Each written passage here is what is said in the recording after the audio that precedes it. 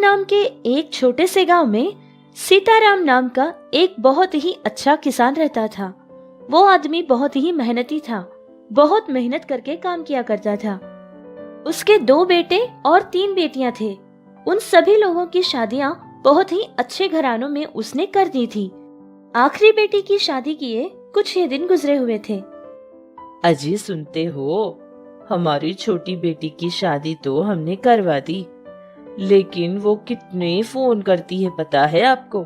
जब से शादी हुई है तब से एक बार भी उसको देखा नहीं है ना। बहुत जिद कर रही है आने के लिए। आप एक काम क्यों नहीं करते, जाकर उससे मिलकर आइए ना। अरे लक्ष्मी, ये तू क्या कह रही है? मुंबई शहर हमारे पड़ोस में थोड़ी ना है। मुंबई जाने के लिए तो हमें रेलगाड़ी चढ़नी पड़ेगी। अब इतना लंबा लंबा सफर करना मुझसे नहीं होगा भाई। अगर चाहे तो तू चली जा। अरे ये आप क्या कह रहे हैं? हमारी दूसरी बेटी अभी गर्भ से है ना। अगर मैं यहाँ से चली जाऊंगी तो कैसा चलेगा? हमारे बड़े बेटे का बेटा है ना सूर्या, उसने कहा था कि दादी माँ अगर दादाजी जाएंगे तो मुझसे कह देना, तो आप उसको अपने साथ लेकर जाइए, ठीक रहेगा। अच्छा ठीक है, अगर मैं ना कहूँ तो भी तू मुझे छोड़ने वाली तो है नहीं। अब सूर्या से कह दे, वो टिकट विकेट कुछ बुक करवा देगा।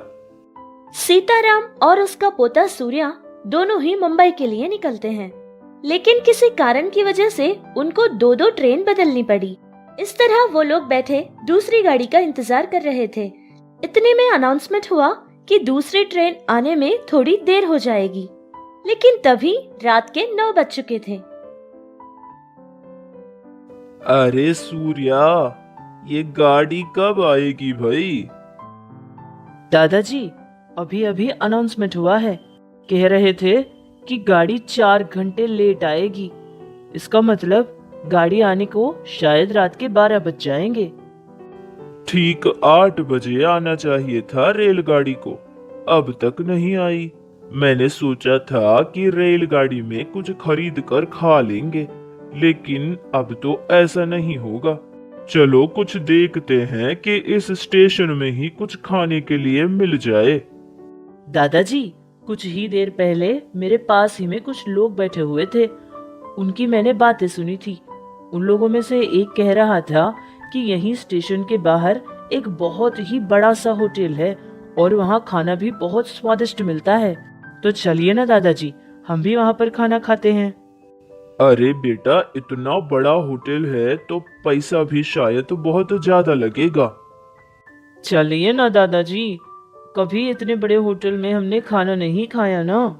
ठीक है बेटा, वैसे तूने मुझसे कभी कुछ नहीं मांगा था ना। ठीक है, चलते हैं। इस तरह वो दादा और पोता दोनों मिलकर स्टेशन के पास ही रहने वाले उस होटल के लिए जाते हैं। उस होटल के बाहर बहुत बड़ी बड़ी गाड़ियां खड़ी हुई थी। इतने बड़े होटल में उन्होंने कभी खाना नहीं खाया था। वो लोग अंदर जाने ही वाले थे कि सिक्योरिटी गार्ड वहां आकर उन दोनों को वहां रोक लेता है। अरे अरे ओ, कहाँ घुसे चले जा रहे हो? हम लोग यहाँ खाना खाने के लिए आए थे। अरे आप जैसे लोगों के लिए बाहर सड़क पर बहुत सारे ठेले लगे होंगे, वहीं पर जाकर कुछ खा लीजिए, क्योंकि यहाँ बहुत बड़े बड़े लोग आते हैं। अगर मैनेजर को पता चल गया तो मेरी नौकरी चली जाएगी। अरे अरे भाई, जो भी हम यहाँ खाएंगे उसका पैसा दे देंगे, हमें कुछ भी मुफ्त में नहीं चाहिए। अरे तुम लोगों को समझ नहीं आ रहा है क्या? अपनी हालत देखी है तुम लोगों ने? अगर तुम लोग अंदर चले गए ना तो अंदर के सारे लोग बाहर आ जाएंगे। उन लोगों की सारी बातें बाकी के सारे लोग सुन रहे थे और इतने में अंदर से मैनेजर बाहर आ जाता है। सिक्योरिटी, यहाँ क्या चल रहा है? एमडी जी के आने का समय हो गया है, जल्दी से यहाँ सब क्लियर करो।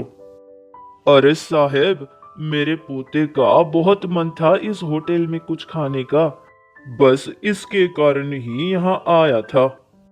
देखिए, आप बड़े आदमी लगते हैं, आपको समझना चाहिए ना। अगर आप जैसे लोग हमारे इस होटल में आएंगे तो हमारे होटल का बहुत अपमान हो जाएगा। आप जैसे लोगों के लिए बाहर बहुत सारे ठेले और छोटे छोटे होटल्स होंगे ना, आप वहां चले जाइए। दादाजी चलिए यहाँ से। वो लोग वहां से निकल जाते हैं और पार्किंग की तरफ चलने लगते हैं। दादाजी आपको मेरी ही वजह से इतनी सारी बातें सुननी पड़ी ना। अरे कोई बात नहीं है बेटा, ये दुनिया तो ऐसी ही है, बचपन से देखता आ रहा हूँ। लेकिन इसी बात का दुख है कि तुझे मैं उस होटल में कुछ खिला नहीं पाया।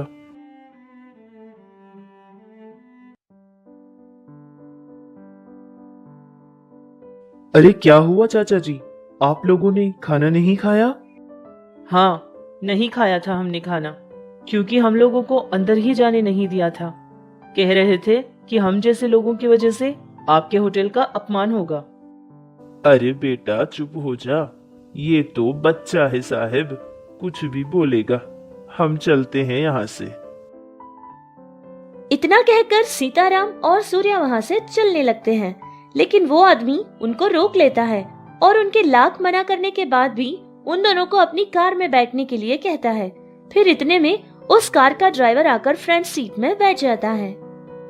देखो रवि, ये लोग हमारे गेस्ट हैं और आज रात डिनर मैं इनके ही साथ करने वाला हूँ, जाकर मैनेजर से कह दो। ड्राइवर कार को ले जाकर सीधे होटल के सामने रोक देता है। जिस सिक्योरिटी गार्ड ने सीताराम और सूर्या का इतना अपमान किया था, उसी ने उनको झुककर सलाम किया था। फिर मैनेजर भी उनके सामने आता है और उनके सामने हाथ जोड़कर उनको नमस्ते कहता है और फिर उन लोगों को बहुत ही इज्जत के साथ एक टेबल के पास ले जाता है और उनको बैठने के लिए कहता है।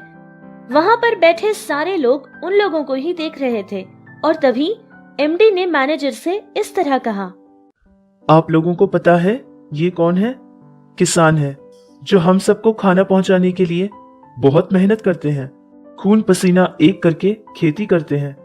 आज हमारे होटल में ये सब कुछ जो हम सर्व करते हैं, ये सब इन्हीं की वजह से हमारे पास आता है। अगर यही नहीं होते तो हमारा बिजनेस ही नहीं होता। और ऐसे किसान का आप लोगों ने अपमान किया। इनके साथ खाना खाकर तो हमारा मान बढ़ जाएगा, और तुम लोगों ने क्या किया? ऐसे महान किसानों का अपमान। सॉरी सर, मुझे माफ कर दीजिए, मैं अनजाने में बहुत कुछ बोल गया था। इस तरह उस दिन सीताराम ने अपने पोते को उस बड़े से होटल में खाना खिलाया था। उस होटल के एमडी ने भी उन लोगों के ही साथ खाना खाया था। इतना ही नहीं, उस होटल के एमडी ने सीताराम जी से ये भी कहा था कि जब कभी भी उनके गांव आए तो वो एमडी से जरूर मिलकर जाए। ये सारी बातें सुनकर सीताराम और सूर्या बहुत खुश हो गए थे। सोचने वाली बात है ना कि बहुत सारे लोग उस होटल के मैनेजर और उस सिक्योरिटी गार्ड की तरह आज भी लोगों के कपड़े और उनके पैसे या फिर रूप को देखकर उनकी इज्जत करते हैं। लेकिन हमें चाहिए कि हम इंसान को इंसान की तरह देखें, ना कि उसका पैसा और उसके कपड़े। ये कहानी आपको कैसी लगी हमें कमेंट्स में जरूर बताना।